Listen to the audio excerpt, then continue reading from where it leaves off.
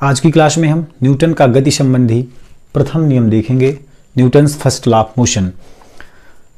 तो न्यूटन के गति का प्रथम नियम कहता है कि यदि कोई वस्तु स्थिर है तो वह स्थिर ही रहेगी, और यदि वह गतिमान है तो वह उसी वेग से उसी दिशा में गतिमान रहेगी जब तक कि उस पर कोई बाह्य बल ना लगाया जाए। ठीक है, तो बल, न्यूटन के गति को पढ़ने के लिए हम पहली चीज पढ़ेंगे बल। बल लगाएंगे, या तो कोई वस्तु किस पर हो सकती है, विरामावस्था में, रेस्ट पर हो सकती है, या कोई वस्तु हो सकती है गति की अवस्था में, मोशन की अवस्था में हो सकती है। या तो वस्तु रेस्ट पर होगी या तो वस्तु विरामावस्था में होगी। तो रेस्ट पर होगी मतलब वह वस्तु रेस्ट पर तब तक रहेगी जब तक कि हम इस पर कोई बाह्य बल ना लगाएं, और वस्तु यदि एक समान वेग से गतिमान है, एक समान वेग से गतिमान है तो वह उसी वेग से उसी दिशा में तब तक गतिमान रहेगी जब तक कि उस पर कोई बाह्य बल ना लगाया जाए। ठीक है, अब देखो ये जो रेस्ट होता है और ये जो मोशन होता है किसी बॉडी का, कोई बॉडी विरामावस्था में होगी या कोई बॉडी गत्यावस्था में होगी, तो वह स्वतः ही अपनी स्थिति को बदल नहीं पाती। खुद से वह चाहे कि मैं रेस्ट से मोशन पर आ जाऊं या खुद से वह चाहे मैं मोशन से रेस्ट पर आ जाऊं, तो यह खुद ब खुद नहीं हो सकता, क्योंकि इसके पीछे कारण है जड़त्व का। जड़त्व कारण है। जड़त्व क्या होता है? किसी वस्तु का गुण होता है। क्या होता है? किसी वस्तु का गुण होता है, और वह ऐसा गुण है उस वस्तु का, जड़त्व एक ऐसा गुण है कि वह वस्तु विरामावस्था में है। यदि वस्तु विरामावस्था में है, वस्तु लिख सकते हैं, यदि वस्तु विरामावस्था में है या गत्यावस्था में है, गत्यावस्था मीन्स गति की अवस्था में है।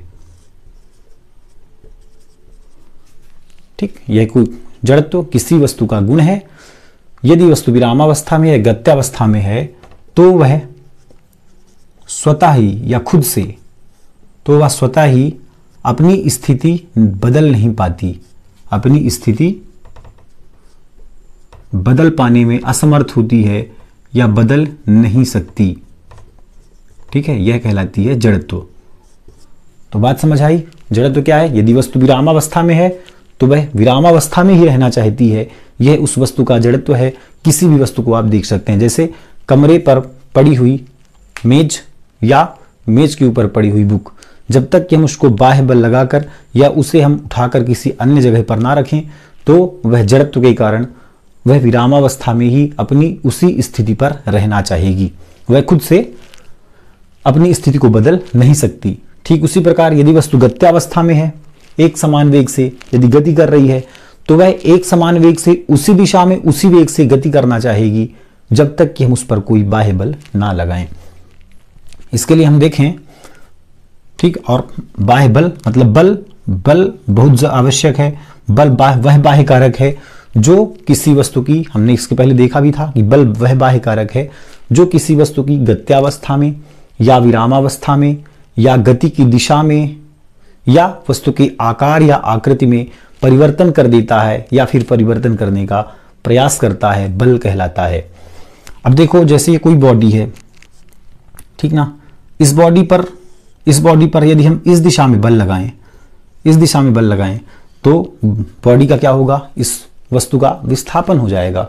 बल लगाने पर इस दिशा में हमने बल लगाया तो वस्तु का विस्थापन भी इस दिशा में हो जाएगा, मतलब वस्तु कुछ दूरी तय कर जाएगी बल के अकॉर्डिंग, बल हमने कितना लगाया उसके अकॉर्डिंग, अपने पूरे द्रव्यमान के सहित।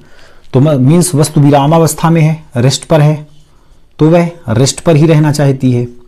ठीक है, रेस्ट पर ही रहना चाहती है। और यदि वह मोशन पर है तो वह मोशन पर ही रहना चाहती है, गति पर ही रहना चाहती है। कैसे?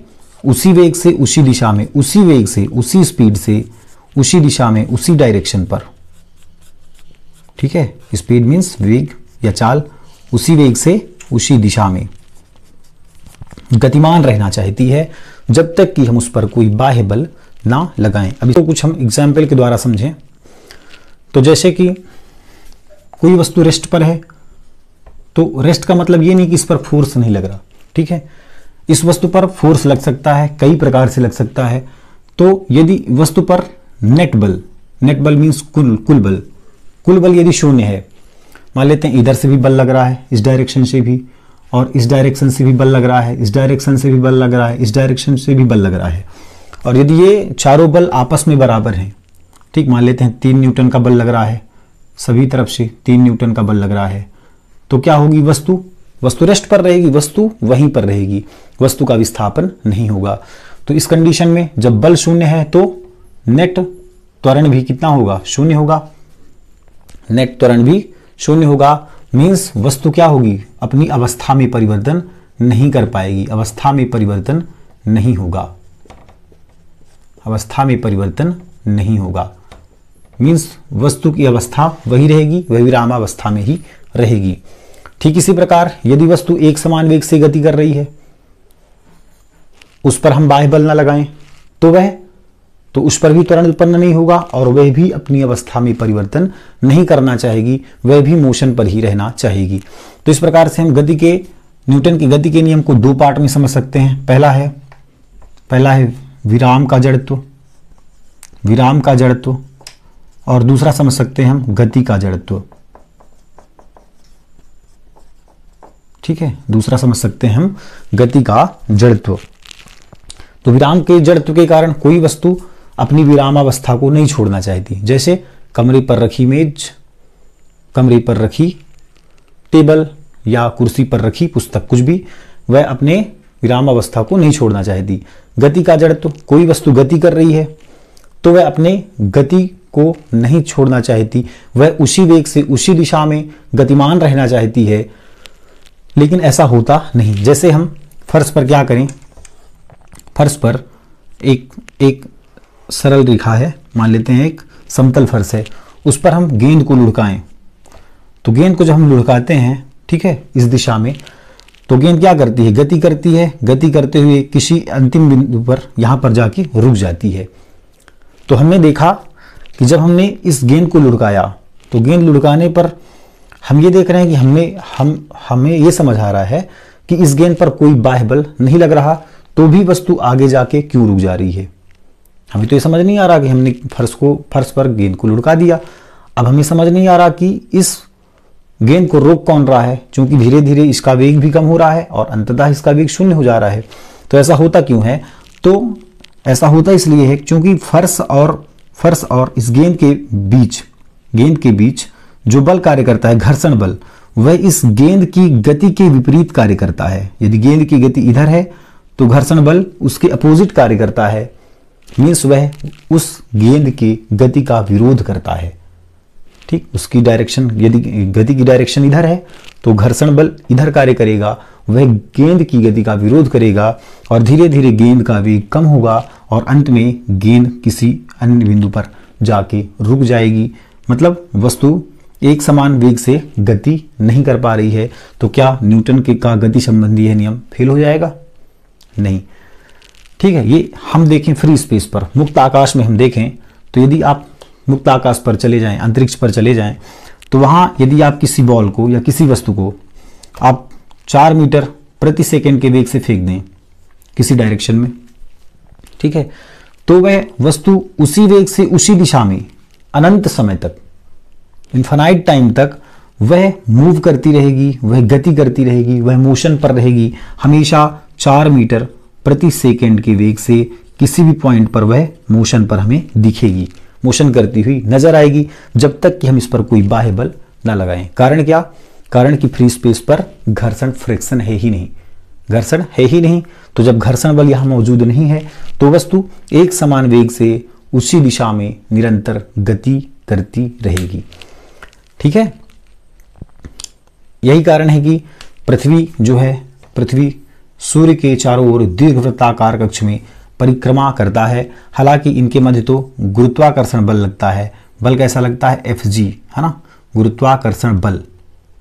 गुरुत्वाकर्षण बल, चूंकि सूर्य जो है वह पृथ्वी को अपनी ओर खींचती है गुरुत्वाकर्षण बल के कारण, और पृथ्वी जो है एक समान वेग से सूर्य के चारों ओर चक्कर लगाती है मुक्त आकाश में। ठीक है, तो ये हुआ। अब फिर आता है जड़त्व। तो जड़त्व हम जान ही गए, जड़त्व है क्या? कोई वस्तु है, ठीक है, उस वस्तु का या विरामावस्था में या गत्यावस्था में स्वतः ही परिवर्तन न कर पाना ही जड़त्व है। ठीक है, जड़त्व क्या है? कोई वस्तु विरामावस्था में है तो अपनी स्थिति नहीं बदल सकती, गत्यावस्था में है अपनी स्थिति नहीं बदल सकती जब तक कि उस पर कोई ना कोई बाह्य बल ना लगे।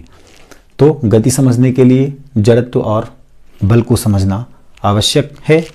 बिना जड़त्व के को समझे और बिना बल को समझे हम गति को परिभाषित नहीं कर सकते हैं। ठीक है ना। और कुछ एग्जाम्पल आप ले सकते हैं इसके लिए, जैसे हम इसको पहले भी बता चुके हैं, इसके पहले वाली वीडियो में विराम का जड़त्व बता चुके हैं, गति का जड़त्व और दिशा का जड़त्व बता चुके हैं। ठीक, विराम के जड़त्व में क्या होता है? वस्तु विरामावस्था में होती है। जैसे जब कोई बस अचानक से चलती है तो विराम के जड़त्व के कारण हमारी बॉडी का जो ऊपरी हिस्सा है वह पीछे की ओर रह जाता है, जबकि कमर के नीचे वाला हिस्सा बॉडी के साथ मोशन पर आ जाता है। तो हमने कल बताया था, उसमें डिटेल करके उसको आप देख सकते हैं। विराम का जड़त्व, गति का जड़त्व, दिशा का जड़त्व। जब कोई वस्तु अचानक से दिशा डायरेक्शन चेंज करती है, मान लेते हैं कोई कार है, वह कार सीधी सड़क पर चल रही है। ठीक, सीधी सड़क पर चल रही और अचानक से मोड़ आया और वह ऐसे मुड़ गई, तो क्या होगा? जो हमारी कमर का नीचे का भाग है वह क्या है? वह इस कार के साथ मोशन पर है, कार के साथ मोशन पर है। लेकिन जो कमर के ऊपर वाला हिस्सा, ये वाला हिस्सा, वह दिशा के जड़त्व के कारण अपनी डायरेक्शन को चेंज नहीं कर पाता। मतलब हमारी कमर के नीचे वाला भाग ये तो मुड़ जाता है गाड़ी के साथ, और जो ऊपरी हिस्सा है वह अपनी डायरेक्शन को चेंज नहीं कर पाता। अतः कमर का ऊपरी हिस्सा उसी डायरेक्शन में बने रहने की कोशिश करता है। इसलिए आप देखे होंगे अक्सर कि जब कार या बसों में आप सफ़र करते हैं तो जब मोड़ आती है तो हमें खिड़की की ओर ऐसे धक्का लगता है, हम खिड़की की ओर जा चिपकते हैं। ये दिशा के जड़त्व के कारण होता है। तो कल हमने इसके बारे में बता भी दिया था। आज हो गया न्यूटन की गति का प्रथम नियम। ठीक, कल देखेंगे संवेग, न्यूटन की गति का द्वितीय और तृतीय नियम।